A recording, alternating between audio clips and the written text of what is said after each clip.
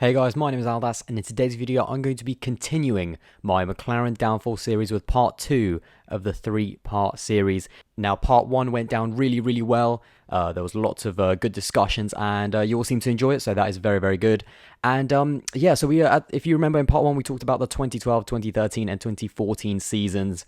We talked about obviously the McLaren Mercedes years, the Lewis Hamilton years, and also just how all the different driver changes, and we moved on to, of course, the McLaren Honda years in 2015. So in this episode, I'm going to be looking at 2015 and 2016, the 2 years with McLaren Honda, Fernando Alonso and Jenson Button. And yeah, we'll definitely be getting all into that. But once again, guys, if you enjoy the content and are enjoying the videos, then don't forget to subscribe. We're almost at 900 subs, and obviously I was hoping to get to 1,000 very soon. Hopefully even by the end of the month, that'd be amazing. And yeah, let's get into the video. So as I mentioned in the last episode, it was of course announced that Fernando Alonso would be joining McLaren Honda as it is, to race with Jenson Button for the 2015 series and begin the brand new era of McLaren Honda. Now, this was absolutely a massive signing, and in my opinion, the biggest of any turns in the relationship between McLaren and Honda, because Fernando Alonso is one of the most divisive figures in Formula 1 and one of the most influential drivers on the grid, full stop. His talent is absolutely endless. He is, in my opinion, has to be considered in terms of talent in the top 5, maybe even in the top 3 of Formula 1 history. His talent is incredible. He outperforms cars, and we know this with Fernando. He has had some incredible performances, but clearly his time at Ferrari just didn't leave him with enough. So his time at Ferrari, Fernando Alonso's time at Ferrari clearly didn't suffice him. And of course, in trying something different and taking a risk, he joined the McLaren Honda project for 2015. Now, the season began in testing absolutely shockingly, and it became very clear very quickly that this was not going to be a winning package from the get-go. And the biggest reason for that is purely engine power. Fernando Alonso described the drivability of the 2015 McLaren as quite good, quite nimble, quite agile, but the lack of power as being a serious issue. And one thing to remember is that Honda announced that they would be partnering with McLaren in May of 2013. So they started, I'm presuming, obviously developing the engine soon after that, or maybe even a little bit before that. And obviously they had that year out to develop the engine while everyone else was racing, and we just expected more performance and then to be more cohesive with McLaren. But one thing that is really important to know is that Mercedes, and this is actually another thing that is really important, some people think that the reason Lewis Hamilton went to Mercedes was just a punt. You know, like Fernando Alonso, it was just, he was bored at McLaren and being a little bit frustrated, and he went to Mercedes just for no reason. But that is not true. Mercedes were developing that hybrid engine for the 2014 rule changes all the way back from 2010. When Mercedes bought out Brawn and obviously put Ross Brawn at the helm and everything like that, it's quite common knowledge that they actually started developing the engine for the 2014 rule changes back in 2010. And Bernie Ecclestone, by the way, was quoted as saying in 2016 with an interview with Eddie Jordan, and I don't know 100% on these figures, this is obviously just coming from Bernie Ecclestone's words, and it does sound very high to me, but he said that Mercedes, he thinks, spent £600 or £700 million developing this engine over a time of 4 years. So when we think about Honda only having pretty much 1 year, you know, a quarter of the time, and fair enough they have the budget, but probably not that much of a budget, there was really that, you know, there's the difference between Lewis Hamilton and Fernando Alonso. When Lewis went to the Mercedes factory, I'm presuming in 2012, when obviously they were trying to recruit him, which of course they successfully did, they told him, we are developing this engine for 4 years to dominate Formula 1, and here is our budget. It is hundreds of millions of pounds. And clearly that sold him, and that is why I can't stand when people say, oh, you know, Lewis Hamilton took a punt and he was lucky. He wasn't lucky. He saw the team, he saw what they were doing, he saw the investment, and went for a very good deal. It turned out obviously incredible for him. He is a multiple-time world champion and is dominating the sport. When you think about Fernando Alonso signing with the team in late 2014, what did Honda tell him? You know, what did McLaren Honda tell him? You know, we've signed up with Honda and we've been developing this engine for 1 year, a quarter of the time that Mercedes did. It's just ludicrous to me why he went for the deal at the time. You know, this is a massive rule change, and having only a year and a half or 2 years for this sort of development is ridiculous. So there is the first red flag straight away with me and Fernando and going to McLaren Honda, which he should have seen, and he clearly didn't. So obviously after having only the 2014 season for McLaren and Honda to try and combine their package of a good power unit and a good chassis, none of it came as a surprise when we turned up to Jerez in 2015 and found that not only was the McLaren Honda so slow, I mean unbelievably slow, in terms of outright performance and just straight line acceleration, as Fernando put it.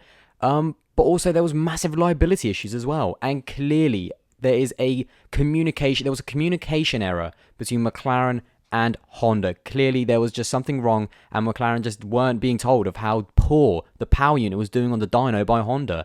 And it was just one of those maybe fairy tale things by the two manufacturers of thinking, here is this incredible brand, McLaren, that have been winning races only a couple years ago. And, here's a very powerful power plant company, Honda, and we're just going to put the two together and we're going to win races. That did not happen. There was a communication error. There was something wrong, and it was no surprise that when we got to testing, both Jenson Button and Fernando Alonso found out very, very quickly just the size of the mountain that they would have to climb for the McLaren Honda to achieve race wins, let alone championships.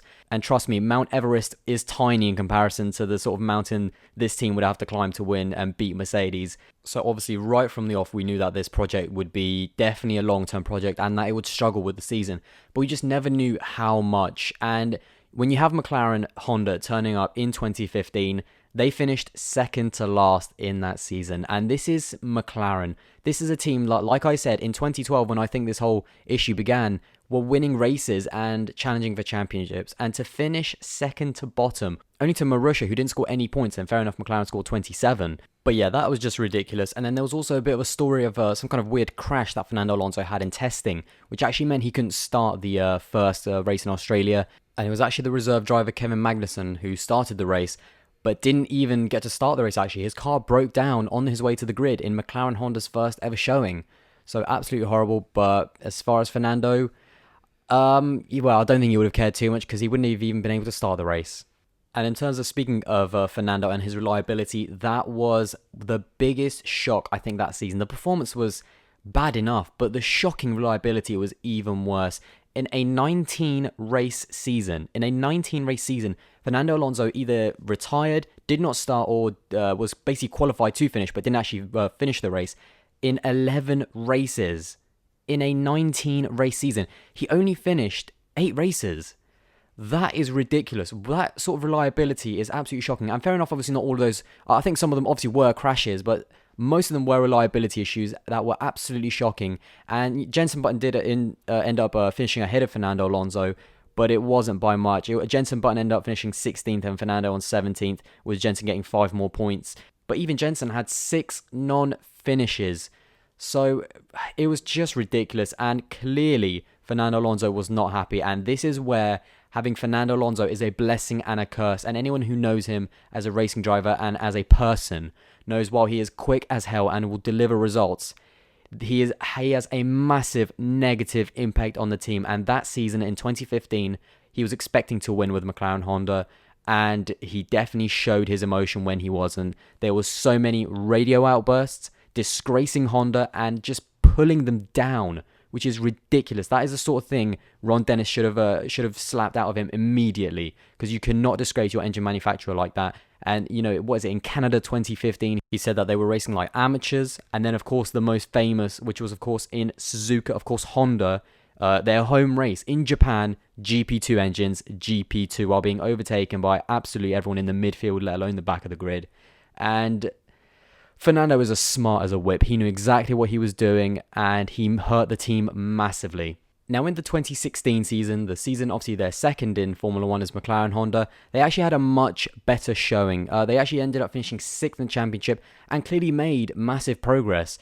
But once again, they were just plagued by negativity from Fernando. The team at this point, by the way, was becoming a meme. It was becoming an absolute joke. The internet had a laughing stock with McLaren Honda jokes, and that is not very good. And partly because of that was Fernando Alonso.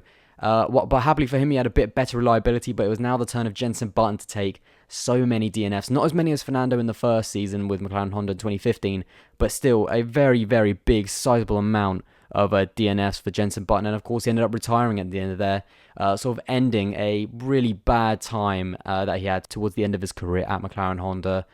And what can you say? I mean, the first 2 years of McLaren Honda, in my opinion, it was just plagued between bad communication between McLaren and Honda not being able to deliver their 2 star drivers a good product, the horrible press and the horrible negativity despite his talent of Fernando Alonso, and just general reliability and turning the team into a bit of a joke, when looking where the team actually came from. So I'm going to end this episode off here. This has been a bit of a long one, but this 2 years of McLaren Honda is probably the biggest, and there were so many mistakes made here, but well, it definitely wasn't the last of their reliability issues and their lack of performance, full stop. But I'll get into that in the last episode in part 3, where of course I'll be talking about McLaren Honda in 2017 and the McLaren Renault package in 2018, and there's definitely plenty to talk about them. But once again, guys, hopefully you enjoyed this episode and you look forward to the part 3 as well. And yeah, once again, if you like the episode, then don't forget to like and subscribe. That'll be massively appreciated, and I will see you in the next one. Bye.